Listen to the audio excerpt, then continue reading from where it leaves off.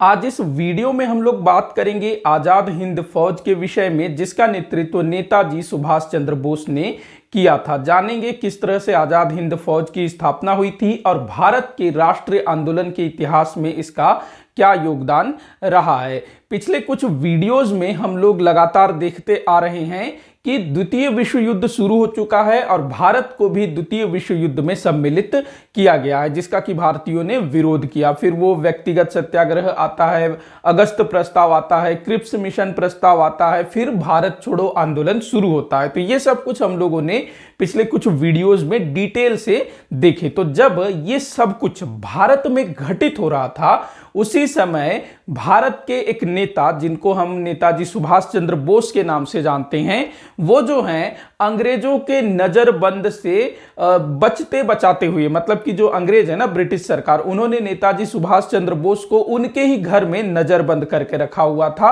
और 24 घंटे पुलिस की नजर उन पर रहती थी। लेकिन सुभाष चंद्र बोस जो है किसी तरह से अंग्रेजों को चकमा दे करके अपने घर से निकल जाते हैं और भारत से भी वो बाहर निकल जाते हैं, जर्मनी जाते हैं, फिर वहां से जापान, सिंगापुर होते हुए वो जो है आजाद हिंद फौज की कमान अपने हाथों में लेते हैं। तो हम देखेंगे आजाद हिंद फौज। देखिएगा, जो सबसे पहला चीज आप ध्यान रखेंगे, आजाद हिंद फौज का जो गठन है वो सुभाष चंद्र बोस ने नहीं किया था। इसका जो गठन है वो किसी और ने किया था। रास बिहारी बोस और कैप्टन मोहन सिंह, इनका नाम आता है। वैसे ये जो आजाद हिंद फौज, जिसको इंडियन इंडिपेंडेंस आर्मी भी बोला जाता है, तो इसका नाम पहले आपको याद रखना है, आजाद हिंद फौज। नेताजी सुभाष चंद्र बोस ने आजाद हिंद सरकार भी स्थापित किया था। अंग्रेजी में इसको बोला जाएगा इंडियन इंडिपेंडेंस आर्मी। तो इंडियन, एक मिनट, इंडियन इंडिपेंडेंस आर्मी नहीं, इंडियन नेशनल आर्मी, माफी चाहूंगा, इंडियन नेशनल आर्मी। तो इसको शॉर्ट में बोलेंगे INA,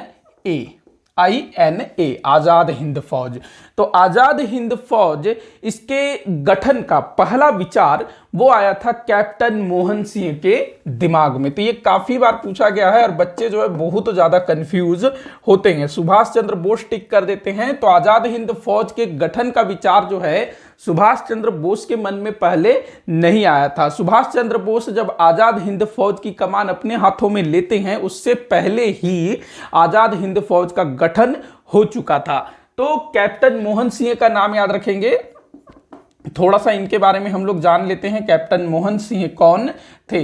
तो देखिएगा, जो कैप्टन मोहन सिंह थे, नाम से ही पता चल रहा है कि भाई ये भारतीय थे। कैप्टन शब्द लगा है, मतलब ये सेना से जुड़े हुए थे। तो जो कैप्टन मोहन सिंह हैं, ये ब्रिटिश सेना में एक सैन्य अधिकारी के रूप में पदस्थ थे और द्वितीय विश्व युद्ध में ब्रिटिश सेना की तरफ से इन्होंने युद्ध में भी भाग लिया था। लेकिन ब्रिटिश सरकार की जो भारतीय सैनिकों के प्रति जो दुर्व्यवहार किया जाता था ना, हम लोग पढ़े थे 1857 की क्रांति के समय में कि जो अंग्रेज सरकार है उस समय की, ब्रिटिश ईस्ट इंडिया कंपनी, वो भारतीय सैनिकों के साथ दुर्व्यवहार करती है, भेदभाव की नीति अपनाती है। तो वो चीजें जो है अब भी जारी थी। तो कैप्टन मोहन सिंह ने इन सब चीजों को देखा। जब भी कभी युद्ध होता, युद्ध में ब्रिटिश सेना हारती, तो जो गोरे सिपाही होते थे, गोरे सैनिक होते थे, उनको जो है पहले ट्रीट किया जाता था अगर कोई घायल हो गया है तो। जबकि जो भारतीय सैनिक होता था उसके साथ भेदभाव किया जाता था, उसको वैसे ही मरने छोड़ दिया जाता था। जैसे कि मलाया हो गया, इंडोनेशिया, बर्मा हो गया ना, जहां पर अंग्रेजों का कब्जा था, जहां पर बाद में जापान ने अधिकार कर लिया। तो वहां पर अंग्रेजों ने क्या किया, जो गोरे सैनिक थे, जो गोरे लोग थे, उनको तो सुरक्षित निकाल दिया, लेकिन जो भारतीय सैनिक जो वहां फंस गए, उनको निकालने का कुछ भी नहीं किया। आगे मैं बताऊंगा। तो कैप्टन मोहन सिंह ये ब्रिटिश सेना में थे, लेकिन अंग्रेजों के भेदभावपूर्ण नीति से परेशान होकर के ये जो है बाद में जापानियों के साथ मिल जाते हैं और जापानी सरकार के साथ मिल करके ये अंग्रेजों के खिलाफ काम करना शुरू करते हैं। क्योंकि द्वितीय विश्व युद्ध में जो ब्रिटिश अंग्रेज थे, वो एक तरफ थे, अंग्रेज हो गए, मतलब ब्रिटेन हो गया, फ्रांस हो गया, रूस हो गया, अमेरिका हो गया, ये लोग जो है एक टीम में थे,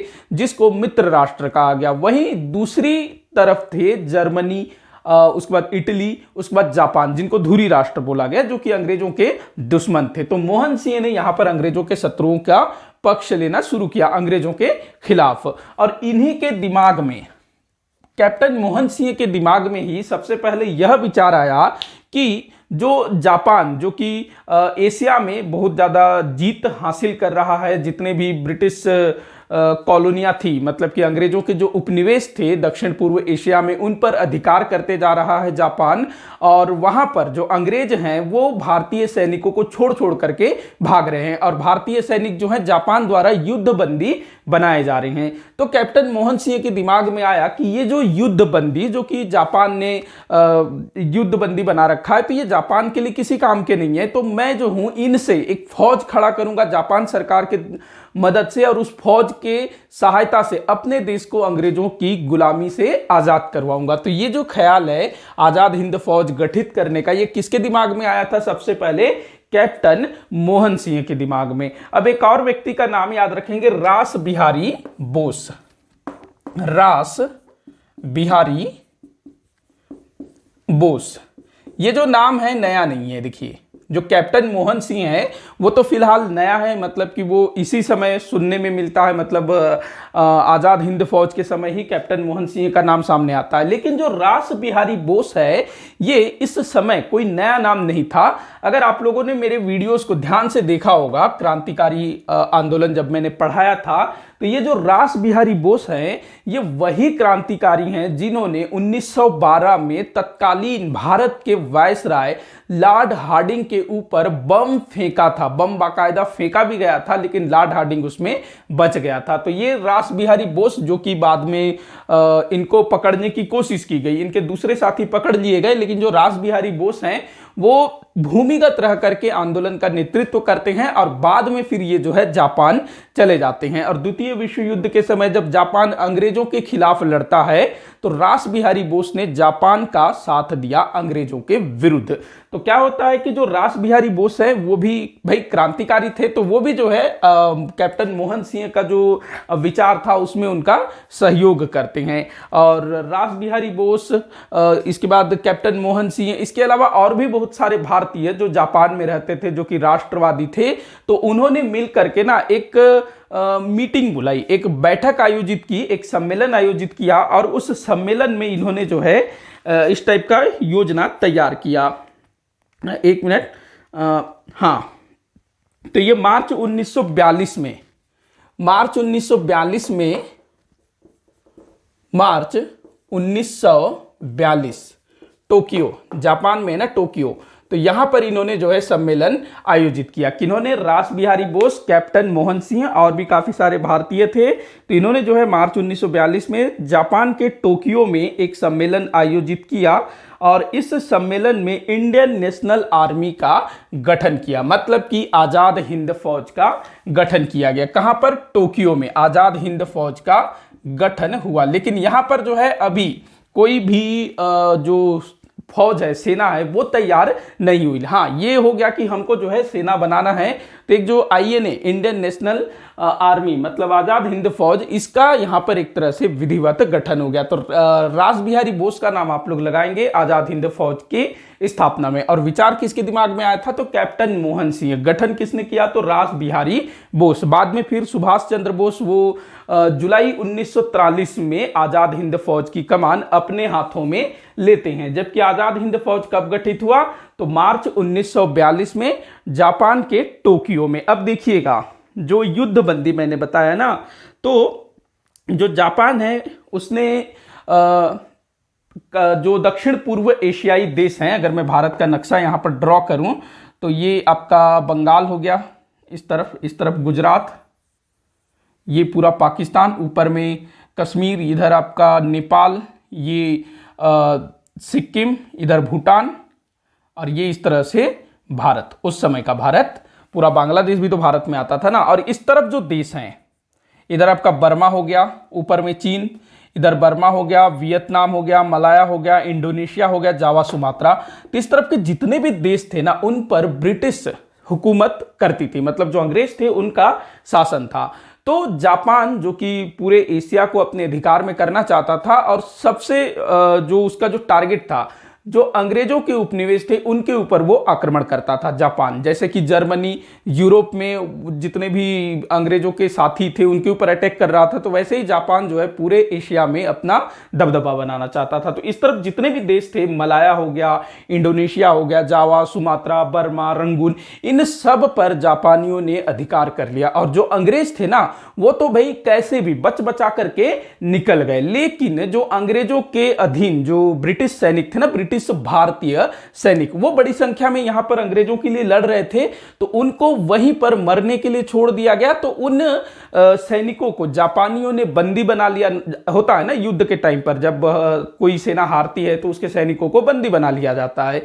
तो यहां पर जो भारतीय सैनिक थे उनको जापानियों ने युद्ध बंदी बना लिया और अपना जो भी कैंप वैम्प बनाया होगा उसमें रखा। तो आगे चल करके जब कैप्टन मोहन सिंह के दिमाग में आया कि नहीं भैया, हमको जो है ऐसा कोई फौज बनाना चाहिए इन युद्ध बंदियों के सहायता से, तो ये जो आजाद हिंद फौज है इसको दो चरणों में बांटा जाता है। प्रथम चरण, द्वितीय चरण। जो पहला चरण था उसमें कुछ खास नहीं हो पाया, और जो प्रथम चरण था, मैं यहां लिखता हूं प्रथम चरण, इसमें आजाद हिंद फौज का जो नेतृत्व है, जो गठन है, वो सब इसमें आएगा। प्रथम चरण में नेतृत्व किसने किया? तो रास बिहारी बोस, कैप्टन मोहन सिंह। गठन वठन होता है इसी में। और शुरू में जो क्या कहते हैं, जो आजाद हिंद फौज जो बना, तो जितने भी युद्ध बंदी थे ना, मलाया हो इस तरफ के, तो उन सबको ना कैप्टन मोहन सिंह को सौंप दिया गया। काफी सारे, लगभग शुरू में 45,000 सैनिक कुछ युद्ध बंदी बनाए गए थे, जिनमें से अधिकतर बाद में आजाद हिंद फौज में भर्ती किए गए। तो ध्यान रखेंगे, इधर जितने भी कैदी पकड़े गए और दूसरे स्थानों पर भी जो जापान के जो सहयोगी देश थे वहां पर भी होता संभव। जर्मनी में भी हुआ था, जर्मनी में भी बहुत सारे भारतीय सैनिक युद्ध बंदी के रूप में थे, लेकिन वहां से उन सैनिकों को भारत नहीं लाया जा सका। हालांकि सुभाष चंद्र बोस की योजना थी कि वो उन सैनिकों को भारत लाएं, लेकिन भारत लाने का हो नहीं सका। नहीं तो वहां से भी जो सैनिक हैं भारत आते, मतलब कि यहां पर आते, जो जापानी जो आजाद हिंद फौज बना उनके साथ यहां मिलाया जाता, फिर भारत पर अटैक होता, लेकिन वो संभव नहीं हो सका। तो अधिकतर वो सैनिक थे आजाद हिंद फौज में जो इस तरफ अंग्रेजों के लिए लड़ रहे थे, जो कि जापान द्वारा युद्ध बंदी बनाए गए। तो यहां तक आप लोगों को चीजें समझ में आ गया होगा। आगे हम लोग बढ़ते हैं प्रथम चरण के तहत ही। तो देखिएगा, इसी बीच ना इंडियन इंडिपेंडेंस लीग भी स्थापित होता है। इंडियन इंडिपेंडेंस लीग, ये जून 1942 में इसकी पहली सम्मेलन आयोजित की जाती है। ये इस तरफ जितने भी भारतीय रह रहे थे, इस तरफ हो गया, जापान में हो गया, तो उनके द्वारा इंडियन इंडिपेंडेंस लीग। आगे बढ़ते हैं, अब बात करते हैं आगे क्या कुछ हुआ। तो देखिएगा, ये जो आजाद हिंद फौज के अधिकारी थे, जैसे कि आजाद हिंद फौज गठित हो गया, तो आजाद हिंद फौज के अधिकारियों का ऐसा मानना था, मतलब ऐसा विचार था कि अगर भारतीय राष्ट्रीय कांग्रेस और भारतीय लोग अगर हमें आमंत्रित करते हैं भारत में आक्रमण करने के लिए, तभी हम कोई कार्यवाही करेंगे, अन्यथा नहीं करेंगे। मतलब कि ये जो रास बिहारी बोस हो गए, कैप्टन मोहन सिंह हुए, इन्होंने मतलब एक तरह से अपना प्रचार प्रसार भी भारत में किया होगा, क्योंकि सुभाष चंद्र बोस को भी मालूम चल गया था ना कि इधर आजाद हिंद फौज गठित हो गया, तभी तो भाई वो भागे भागे निकले। हालांकि वो पहले ही देश छोड़ चुके थे, जब वो जर्मनी वर्मनी पहुंचे तब इस तरफ ये सारा चीज जो है हुआ। तो इन अधिकारियों ने ऐसा घोषणा किया कि अगर भारतीय राष्ट्रीय कांग्रेस और भारत के लोग हमको आमंत्रित करते हैं आजाद हिंद फौज को, तो हम लोग जो है भारत पर किसी प्रकार की भी कार्रवाई करने के लिए तैयार हैं, अन्यथा हम लोग ऐसे ही नहीं जाएंगे। क्योंकि अगर भारत के लोग समर्थन करते हैं कि आप लोग आइए, हम आपका सहयोग करेंगे, तब ये लोग जाएंगे तो कुछ अच्छे से हो पाएगा ना। नहीं तो पता चल रहा है भारत के लोग तैयार नहीं है, जो महात्मा गांधी जी हैं, कांग्रेस है, वो बोल रहे हैं कि भाई हम लोग इस तरह की किसी चीज के लिए तैयार नहीं है, हम आपका समर्थन नहीं करते, तब तो मुश्किल हो जाएगा ना। वैसे भी गांधी जी सुभाष चंद्र बोस के खिलाफ थे, सुभाष चंद्र बोस काफी उग्र विचार वाले थे ना, तो ये इस तरह का विचार दिया गया। इसके अलावा ये जो आजाद हिंद फौज के जो अधिकारी थे, उनका ऐसा मानना था कि अगर, चूंकि भाई जो जापान जो कि पूरे दक्षिण पूर्व एशिया को जीत चुका है, वो कभी ना कभी भारत पर आक्रमण तो जरूर करेगा, क्योंकि वो जहां जहां भी अंग्रेजों का उपनिवेश है वहां वहां पर अटैक कर रहा था। तो यहां पर जो आजाद हिंद फौज के अधिकारी हैं उनको यह भी डर था कि जो जापान है वो भारत पर आक्रमण कर देगा, और जैसे कि अंग्रेज इन क्षेत्रों से भाग गए वैसे ही भारत से भी भाग जाएंगे और भारत पर जापान का अधिकार हो जाएगा। तो यहां पर जो आजाद हिंद फौज के अधिकारी थे उनका ऐसा मानना है कि अगर आजाद हिंद फौज के सिपाही और जापानी फौज दोनों जो है एक साथ भारत पर अटैक करते हैं तो जो जापानी है वो भारतीयों के साथ दुर्व्यवहार नहीं करेंगे, और ऐसा भी संभव हो सकता है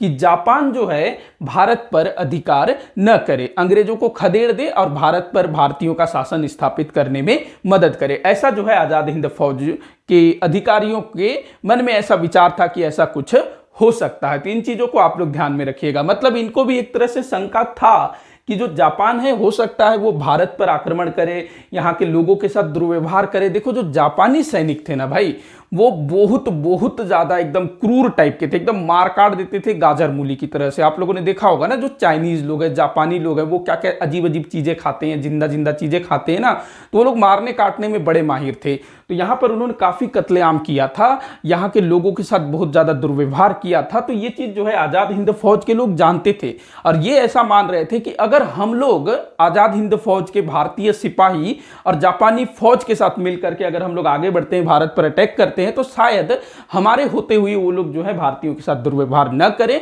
और ये भी हो सकता है कि वो जो है भारत पर अधिकार न करें। तो ये आजाद हिंद फौज के अधिकारियों का ऐसा एक तरह से मन में विचार था कि भाई ऐसा कुछ हो सकेगा। अब आता है समय 1 सितंबर 1942 का। डेट इंपॉर्टेंट है, ध्यान रखेंगे। 1 सितंबर 1942। 1 सितंबर 1941 को क्या हुआ था, आप लोग मुझे कमेंट बॉक्स में बताइएगा। 1 सितंबर 1939 को। तो 1 सितंबर 1942 को आजाद हिंद फौज के पहले डिवीजन की स्थापना की जाती है, जिसमें 16,300 सिपाही थे। तो 16,300 भारतीय सिपाहियों के साथ आजाद हिंद फौज के पहले डिवीजन का गठन किया गया। कालांतर में इस डिवीजन में 60,000 सैनिकों की भर्ती की गई। अब यहां देखिएगा, जो आजाद हिंद फौज है, इंडियन नेशनल आर्मी, इसका गठन तो हो गया था मार्च 1942 में, लेकिन यहां पर सैनिकों का जो भर्ती है, जो पहला जो बटालियन, जो डिवीजन तैयार हुआ, वो 1 सितंबर 1942 में तैयार हुआ, जिसमें 16,300 सैनिकों को शामिल किया गया था। कालांतर में इनकी संख्या कितनी हो गई? 60,000 हो गई, और आगे जो है यह संख्या और अधिक बढ़ती चली गई, ये ध्यान रखेंगे। अब देखिएगा, ये प्रथम चरण है आजाद हिंद फौज का। अब दिसंबर 1942 तक ना, ये जो आजाद हिंद फौज है, इसके अस्तित्व पर कहीं ना कहीं प्रश्न चिन्ह लगने लगा था। कारण ये था कि जो जापानी थे, जो इस समय काफी मतलब उनकी स्थिति ठीक ठाक थी 1942 तक, तो जो जापानी है वो भारत पर आक्रमण करना चाहते थे। लेकिन यहां पर जापानियों का प्लान ये था कि वो लोग जो हैं अपनी फौज में भारतीयों की जो संख्या है वो बहुत कम रखेंगे, लगभग 2000 के करीब भारतीय सैनिकों को अपने साथ शामिल करेंगे प्रतीकात्मक तौर पर। यह जापानी सरकार का ऐसा योजना था। जबकि आजाद हिंद फौज के जो अधिकारी थे वो लोग चाहते थे कि भारत पर जब जापान आक्रमण करे तो भारतीय सैनिक, मतलब आजाद हिंद फौज के सैनिकों की संख्या लगभग 2 लाख के करीब होना चाहिए। यहां पर जो आजाद हिंद फौज के सिपाहियों का ऐसा विचार था कि अगर भारत पर जापान आक्रमण कर रहा है तो उसमें हमारी भूमिका अधिक होनी चाहिए, न कि जापान की भूमिका। तो यहां पर जो जापान है वो प्रतीकात्मक तौर पर आजाद हिंद फौज के सिपाहियों को शामिल करना चाहता था, मात्र 2000। जबकि यहां के जो अधिकारी थे, आजाद हिंद फौज के अधिकारी, वो चाहते थे कि लगभग, क्योंकि भाई फौज उनकी तैयार हो चुकी थी, तो 2 लाख के करीब सेना भेजी जानी चाहिए आजाद हिंद फौज की। तो यहां पर जो है जापानी सैन्य अधिकारी और आजाद हिंद फौज के सैन्य अधिकारियों के बीच काफी मतभेद उत्पन्न हो जाता है, तो कुछ हो नहीं पाता है। जो आजाद हिंद फौज के सिपाही हैं वो फ्रंट पर नहीं जा पाते हैं। तो यहां पर कहीं ना कहीं आजाद हिंद फौज अपना अस्तित्व खोने वाला था, एक तरह से ये बिल्कुल समाप्त होने वाला था। लेकिन लगभग 6-7 महीने बाद सुभाष चंद्र बोस, इनकी एंट्री होती है, और ये जो है आजाद हिंद फौज की कमान अपने हाथों में लेते हैं। तो ये प्रथम चरण था जिसमें आजाद हिंद फौज का गठन हुआ। आजाद हिंद फौज के जो बटालियन थे, डिवीजन थे, उनकी स्थापना हुई और किस तरह से आजाद हिंद फौज और जो जापानी सेना है उनके बीच थोड़ा सा मतभेद हुआ, क्योंकि जो जापानी भाई वो क्रेडिट किसी और को भला क्यों देंगे, क्योंकि उस टाइम पे जापान काफी अच्छी पोजीशन पे था। अब बात करते हैं द्वितीय चरण की। दूसरा चरण ये हुआ पहला चरण, तो मैं इसको क्लीन कर लेता हूं। उसके बाद बात करेंगे दूसरा चरण। तो जो दूसरा चरण है उसमें नेतृत्व किसने किया था? सुभाष चंद्र बोस। देखिएगा सुभाष चंद्र बोस, इनके बारे में मैं आपको डिटेल में अलग से बताऊंगा।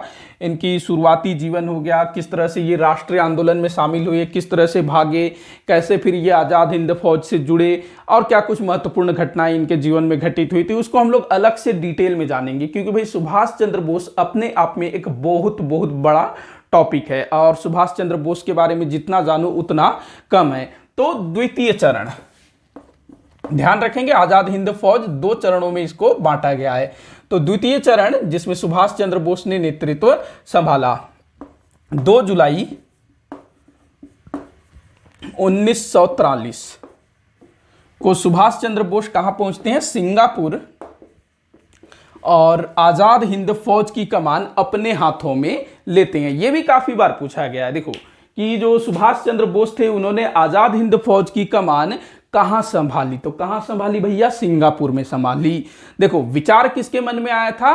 कैप्टन मोहन सिंह के दिमाग में। किसने गठित किया? रास बिहारी घोष ने। और किसने इसको नेतृत्व प्रदान किया? तो सुभाष चंद्र बोस ने, नेताजी सुभाष चंद्र बोस ने। नेताजी इनको किसने बोला था? तो हिटलर। देखो जो सुभाष चंद्र बोस है ना, वो भारतीय राष्ट्रीय कांग्रेस से जुड़ते हैं सन 1921 में। पहले ये आईसीएस थे, आईसीएस की परीक्षा इन्होंने पास कर ली, कलेक्टर का इनको जो है नौकरी लग चुका था, लेकिन इन्होंने जो है अंग्रेजों की चाकरी करने से इनकार कर दिया। लगी लगाई नौकरी, भाई इस नौकरी के लिए लोग आज भी मरते हैं। कलेक्टर बनना चाहते हैं ना, आप में से भी काफी सारे लोगों का ड्रीम होगा। तो सुभाष चंद्र बोस ने उस नौकरी को लात मार दी और राष्ट्रीय आंदोलन में कूद पड़े। गांधी जी के पास जाते हैं, बताओ गांधी जी बापूजी मैं आगे क्या करूं? तो गांधी जी क्या करते हैं? उनको चित्तरंजन दास के पास भेजते हैं कि तुम उनके पास जाओ, वो तुमको जो है गाइड करेंगे। चित्तरंजन दास को फिर सुभाष चंद्र बोस ने अपना गुरु माना और उनसे काफी कुछ उन्होंने सीखा। सुभाष चंद्र बोस के गुरु कौन? चित्तरंजन दास। 1921 में ये जो है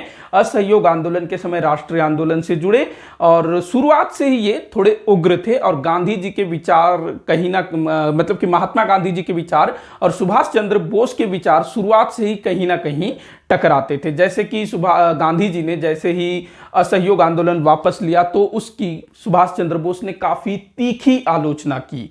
इसके बाद सविनय अवज्ञा आंदोलन का दौर आता है, फिर हरिपुरा अधिवेशन, उसके बाद त्रिपुरी अधिवेशन, ये सब कुछ हम लोगों ने देखा जिसमें महात्मा गांधी जी के साथ सुभाष चंद्र बोस का जो मतभेद है वो बहुत ज़्यादा बढ़ जाता है, क्योंकि दोनों के जो विचार हैं भाई वो बिल्कुल भी मैच नहीं करते हैं। गांधी जी बिल्कुल शांति अहिंसावादी इंसान और सुभाष चंद्र बोस जो हैं देश को स्वतंत्र कराने के लिए हिंसा के रास्ते को भी अपनाने से नहीं चूकने वाले। तो त्रिपुरी अधिवेशन के बाद सुभाष चंद्र बोस वो जो है त्यागपत्र दे देते हैं, बाद में फिर वो फॉरवर्ड ब्लॉक बना लेते हैं और अंग्रेज जो है सुभाष चंद्र बोस से परेशान हो जाते हैं कि भाई ये आदमी हमारे लिए खतरा बन सकता है।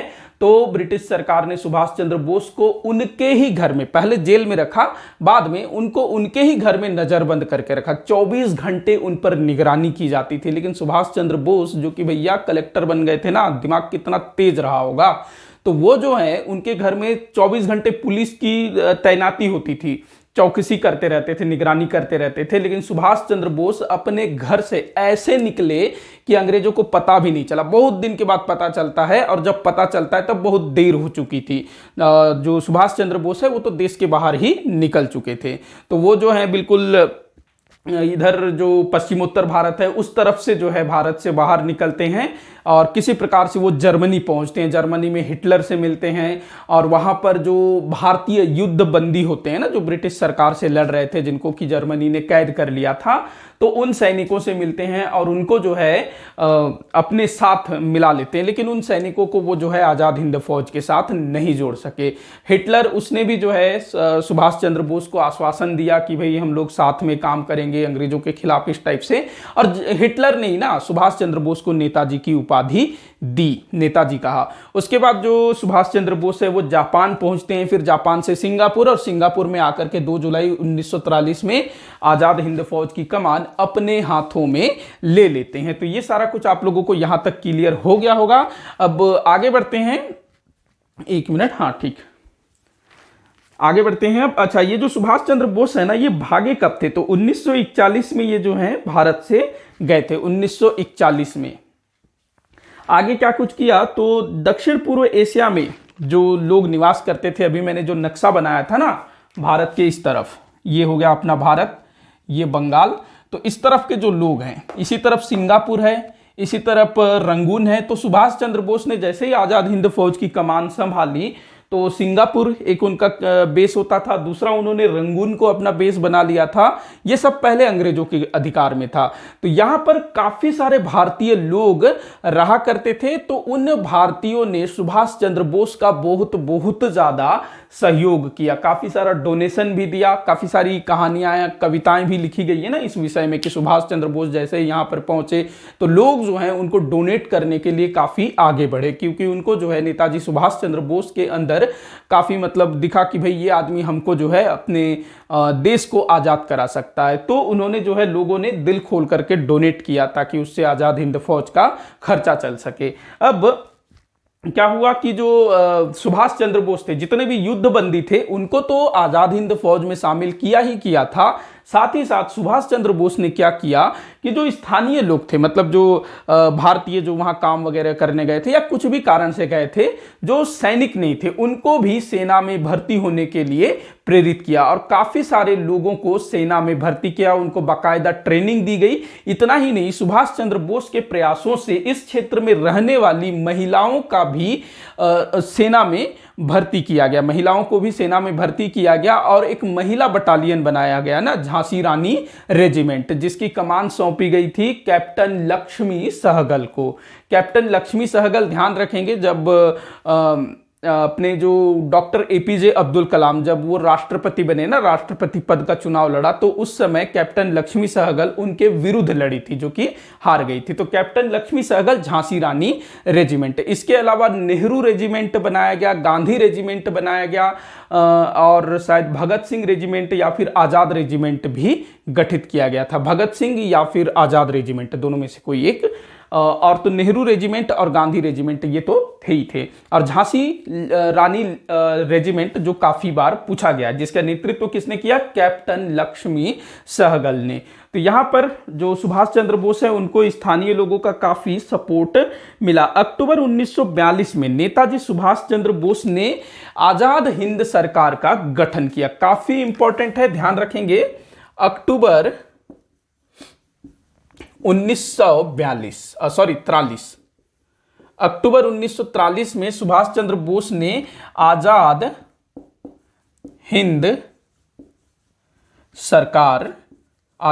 सरकार का गठन किया। और जो सुभाष चंद्र बोस थे वो इस आजाद हिंद सरकार के प्रधानमंत्री बने और काफी सारे जो दूसरे लोग हैं उनको दूसरा डिपार्टमेंट दिया गया। तो जो सुभाष चंद्र बोस थे वो आजाद हिंद सरकार के प्रधानमंत्री बने। और ये जो आजाद हिंद सरकार था, इसको धुरी राष्ट्रों ने, जो जापान हो गया, जर्मनी हो गया, इटली हो गया, इन देशों ने इस आजाद हिंद सरकार को अपनी मान्यता भी दी कि हाँ भैया आपका जो सरकार है वो मान्य है। क्योंकि जो जापान है उसका सहयोगी कौन था? इटली था, जर्मनी था। तो इन्होंने जो है सुभाष चंद्र बोस का काफी सपोर्ट किया था। तो आजाद हिंद सरकार की स्थापना कहां हुई थी? सिंगापुर में, अक्टूबर 1943 में, ध्यान रखेंगे। इसके बाद जो सुभाष चंद्र बोस थे ना, इन्होंने जुलाई 1944 में रेडियो के माध्यम से भारत की जनता को संबोधित किया और महात्मा गांधी जी से अंतिम युद्ध के लिए आशीर्वाद मांगा। और इसी में जो है ना सुभाष चंद्र बोस ने महात्मा गांधी जी को राष्ट्रपिता कह करके संबोधित किया।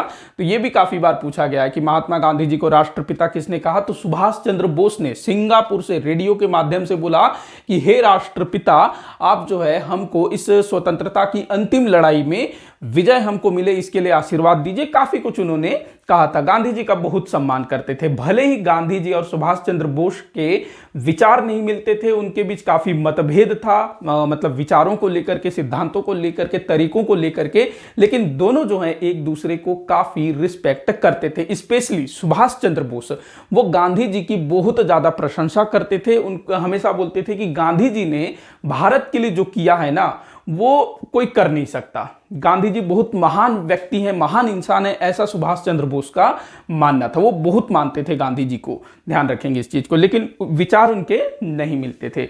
आगे बढ़ते हैं, अब आगे क्या हुआ देखते हैं। अब देखिएगा इसी बीच जैसे जुलाई 1944 में रेडियो के जरिए भाषण दिया गया। अब इस समय तक ना 1944 तक थोड़ी सी जो परिस्थितियां हैं वो बदलने लगी थी। जो मित्र राष्ट्र हैं वो अब जीतने लगे थे। शुरुआत में क्या था, जो मित्र राष्ट्र हैं, ब्रिटेन हो गया, फ्रांस हो गया, ये लोग हार रहे थे, लेकिन अब जो है बाजी पलटने लगी थी। अब जो जापान हो गए, जर्मनी हो गए, ये लोग हार रहे थे। अब क्या होता है कि एक आजाद हिंद फौज की एक सैन्य टुकड़ी जो है जापानियों के साथ भारत बर्मा बॉर्डर पर भेजा जाता है, जिसका नेतृत्व किया था कैप्टन शाहनवाज ने। कैप्टन शाहनवाज के नेतृत्व में एक आजाद हिंद फौज के एक सेना को जापानी सेना के साथ जो है भारत बर्मा जो म्यांमार है ना, भारत बर्मा के सीमा पर इम्फाल, एक स्थान है इम्फाल, आप लोग बताइएगा कि इम्फाल जो है किसकी राजधानी है। भारत के एक राज्य की राजधानी है ना इम्फाल, तो ये किसकी राजधानी है बताइएगा। तो इम्फाल में जो है लड़ने के लिए भेजा जाता है आजाद हिंद फौज की एक सैन्य टुकड़ी को जापानी सेना के साथ। बहुत बड़ी टुकड़ी थी, बहुत सारे फौजी थे, और नेतृत्व कौन कर रहा था, शाहनवाज। तो यहां पर होता यह है कि ये जो अभियान था पूरी तरह से असफल हो जाता है। जो जापानी सैनिक है वो पीठ दिखा करके भाग जाते हैं। अब यहां पर देखिएगा, जो जापानी सैनिक होते हैं, जो जापानी सेना होती है, उसने आजाद हिंद फौज के साथ ना काफी दुर्व्यवहार किया, काफी भेदभाव किया। इनको आजाद हिंद फौज को ना रसद हो गया, खाने पीने की चीजें, हथियार, इन सब से वंचित रखा गया। जो भी चीजें आती थी खाने पीने की चीजें, वो पहले जापानी सैनिकों को दी जाती थी। जो भी हथियार आता था, जो मेडिसिन आता था, वो पहले जापानी सैनिकों के पास, उसके बाद जो है कहीं जाकर के इनको मिलता था। तो भाई जो सैनिक है वो अपना पेट में जब खाना रहेगा, अनाज रहेगा, तभी तो वो लड़ेगा ना। तो यहां पर जो है जो आजाद हिंद फौज, उनको काफी नुकसान उठाना पड़ता है, काफी सारे सैनिक मारे जाते हैं।